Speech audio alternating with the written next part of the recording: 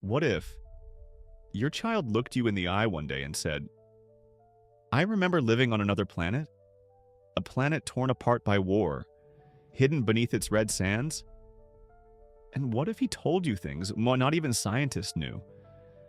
This is not science fiction. This is the true story of a boy named Boriska. And if what he says is true, then everything we thought we knew about life, death, and the universe might be wrong. In a quiet morning of 1996, in a small town not far from Volgograd, Russia, a child was born. He seemed ordinary at first glance. His name? Boriska Kipriyanovich. A quiet-looking boy, but with eyes that held something unusual, as if they carried memories far older than his age. From the very beginning, Boriska was different. While other toddlers were learning to say their first words, Boriska spoke full sentences. He asked deep philosophical questions about the universe, life, and even death. But what truly shocked his parents was what he said at just 2 years old.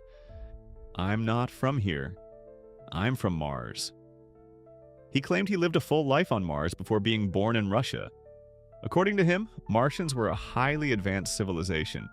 They traveled between planets using spaceships, communicated through energy, and lived underground because surface life had been destroyed in a nuclear war.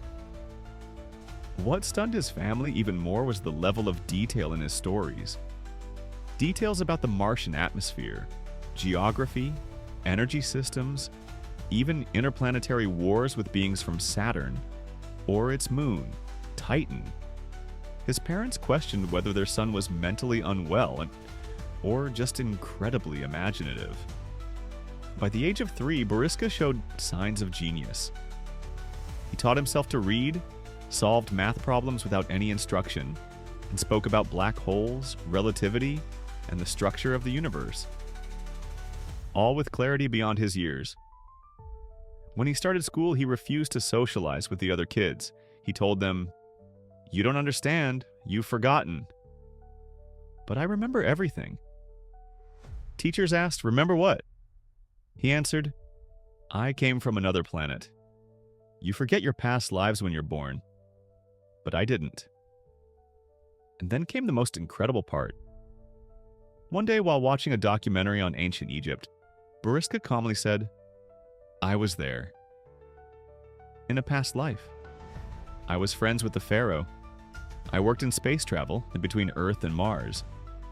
He said the Sphinx in Giza hides a secret chamber beneath its right paw. A chamber that holds keys to humanity's origin. A strange claim. Until 2016, when scientists actually discovered unexplored voids inside the body of the Sphinx using ground-penetrating radar. Boriska's story spread, first in Russia, then across Europe, then the world. He appeared in interviews, documentaries, and was even examined by scientists, psychologists, and paranormal researchers. Their verdict? He's not mentally ill. He knows things we can't explain. A well-known Russian astronomer who interviewed Boriska said, he spoke of astronomical details not found in any textbook.